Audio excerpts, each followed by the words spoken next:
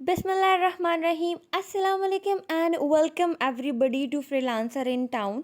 एक ऐसा टेक का यूट्यूब चैनल जहां पर आपको आज तक वो दिखाया गया है जो आपकी बहन को खुद यूट्यूब पर नहीं मिला। सिमिलरली आज जब मेरी यूट्यूब की फ़र्स्ट इनकम आई है तो आप लोगों के साथ हर वो चीज़ शेयर करूंगी जो आपके यूट्यूब चैनल पर ग्रो करने में आपको हेल्प करेगी इंशाल्लाह। सो आज की वीडियो में मैं आपसे शेयर करूंगी कि मेरी यूट्यूब की पहली इनकम कितनी आई है, कितनी देर में आई है, कौन सा बैंक अटैच किया था, और इसके अलावा सबसे इम्पॉर्टेंट चीज़ इस इनकम को मैंने यूटिलाइज कहाँ पर किया, और आपका चैनल जल्दी कैसे ग्रो करेगा, कौन सी मिस्टेक्स हैं जिनको आपने अवॉइड करना है, और क्या डेली वीडियो डालना ज़रूरी है। तो ये होगी मेरी यूट्यूब की अर्निंग की कहानी। सो सुनो और सीखो। मेरी एक्चुअल यूट्यूब की जर्नी स्टार्ट होती है आज से तकरीबन 4 साल पहले। ये चैनल जो अभी आपको फ्रीलांसर इन टाउन के नाम से नज़र आ रहा है, इसका पहला नाम था कोशिश फॉर 5 मिनट। ये चैनल मैंने अपने स्कूल की स्टूडेंट्स के लिए बनाया था। जब कोविड का लॉकडाउन आया तो मेरी स्टूडेंट्स ने कहा कि मिस हम आपसे बात कैसे करेंगे, आपको सुनेंगे कैसे, आपसे अपनी प्रॉब्लम्स कैसे शेयर करेंगे।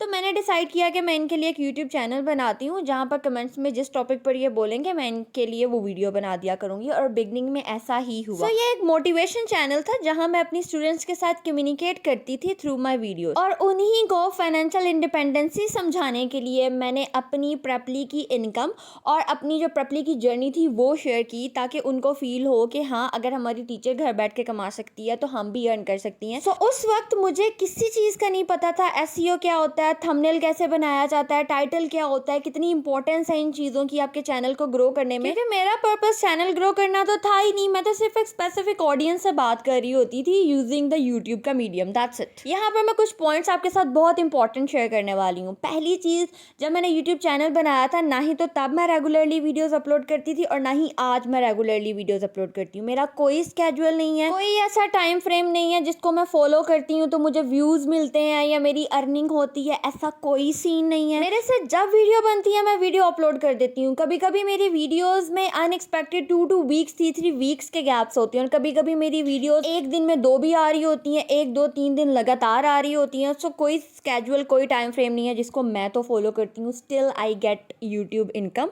And still I am getting views. Now obviously अगर आप रेगुलरली वीडियोस अपलोड कर रहे हैं तो आपकी अर्निंग और ग्रोथ दोनों ज़्यादा होंगी, but my point over here is अगर आप डेली वीडियो अपलोड करेंगे तो आपको कंटेंट कॉम्प्रोमाइज़ होगा। आई बिलीव कि कंटेंट कॉम्प्रोमाइज़ नहीं होना चाहिए, बाकी चीज़ें ऑन एंड ऑफ। सो जो लोग कहते हैं कि डेली वीडियो अपलोड करो और एक फिक्स टाइम पर वीडियो अपलोड करो तभी आपका चैनल ग्रो करेगा और इनकम आएगी, तो ऐसा कुछ भी नहीं होता। जिसने आपकी वीडियो 10 बजे देखनी है तो वो 10 बजे ही देखेगा, जिसने आपकी वीडियो 5 बजे देखनी है वो 5 बजे ही देखेगा। यहाँ जो सबसे इंपॉर्टेंट चीज़ है वो ये है कि आप दे क्या रहे हैं और उसकी ऑडियंस को कितनी ज़रूरत है। अगर तो आपका एक ट्रेंडिंग कंटेंट है तो वो चलेगा ही चलेगा, आप उसे किसी भी टाइम पर अपलोड कर दो, और अगर कोई ऐसी चीज़ है जिसकी पब्लिक को ज़रूरत ही नहीं है तो वो नहीं चलेगा, आप उसके लिए कुछ भी कर दो। खैर मुझे 3 साल लग गए अपने यूट्यूब चैनल से इनकम लेते लेते। इस दौरान मैंने बहुत बड़े बड़े ब्लंडर्स किए जो मज़ीद यूट्यूब की अर्निंग की सीरीज़ में मैं आपके साथ इंशाल्लाह शेयर करूँगी। सो विदाउट एनी डिले मैं आपको दिखाती हूँ कि मेरी फर्स्ट इनकम कितनी आई है। उसके लिए मैंने बड़ा क्यूट सा क्लिप रिकॉर्ड किया है, पहले आप वो देख लें और साथ में आपको ये भी पता चल जाएगा कि कितनी इनकम आई है, और उसके बाद मैं आपको बताऊंगी कि कितने दिनों में आई है और किस बैंक के थ्रू बहुत इजीली आ गई है।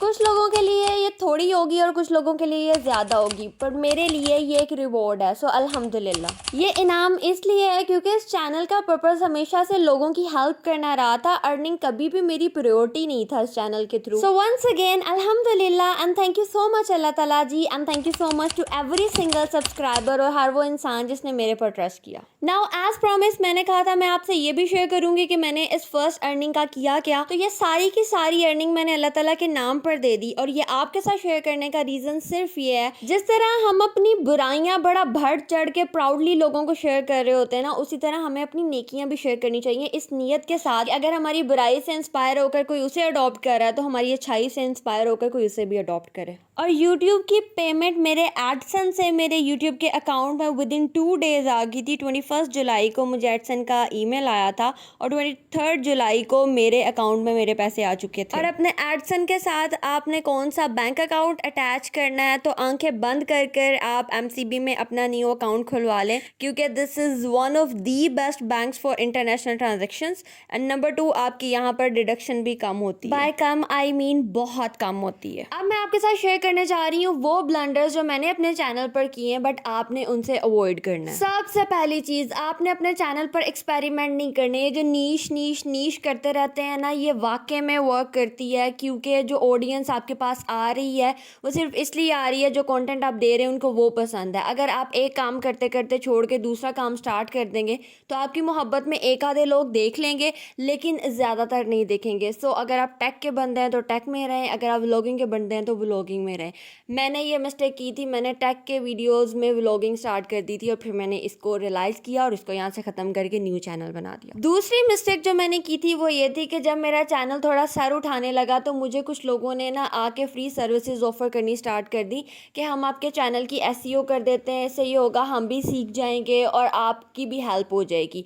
वो मेरी एक गलती थी, मैंने उन लोगों पर ट्रस्ट किया और उससे ये हुआ कि उनका एक्सपीरियंस किसी और नीश में था, मेरी नीश डिफरेंट थी और मैंने उन पर ट्रस्ट करके अपने चैनल को थोड़ा सा ख़राब किया। सो अगर आपको हेल्प लेनी है तो 100 बार लें, लेकिन अपने से रिलेटेड फील्ड के बंदे से लें। थर्डली, अपने यूट्यूब चैनल और यूट्यूब की वीडियो के एसईओ को सीरियसली लेना शुरू कर दें। मैं ये नहीं कह रही कि सारा टाइम उस पर इन्वेस्ट करें, but it do matter a lot. मुझे बहुत देर लगी थी ये चीज़ एक्सेप्ट करने में कि मेरी आवाम को चस्कों वाले थंबनेल्स चाहिए। जब तक हम उनको वो प्रोवाइड नहीं करेंगे वो हमारी वीडियो नहीं खोलेंगे, चाहे मैं जितनी अच्छी वीडियो बना लूँ। सो अनफॉर्चुनेटली, बट जब तक आपके थंबनेल में एग्जैजरेशन नहीं होगी आपकी वीडियो नहीं खुलेगी। This is what I learn in 3 years। और एक और चीज़ जो मेरे चैनल की ग्रोथ में हर्डल थी वो ये थी कि मैं ट्रेंड को फॉलो नहीं करती थी, मैं अपनी मर्जी का काम करती थी। सो आपने ये भी नहीं करना, जिस चीज़ का ट्रेंड होगा आपकी नीश में आपने वो देख लेनी है और आपने उससे रिलेटेड वीडियो बनानी है। अब आप उसको कैसे प्रेजेंट करते हैं ये आपका स्टाइल है और आपका हुनर है। That's all for today। अगर आप लोग चाहते हैं कि मैं YouTube की अर्निंग से रिलेटेड और YouTube की ऑथेंटिसिटी से रिलेटेड वीडियोस आपके साथ शेयर करूं तो कमेंट सेक्शन में जरूर बताइएगा। आपके कमेंट्स बताएंगे कि मुझे YouTube पर वीडियोस बनानी है या नहीं। I'll see you in the next video। तब तक अपना ख्याल रखिएगा, दुआओं में याद रखिएगा और माशाल्लाह कहना नहीं भूलिएगा। अल्लाह हाफिज।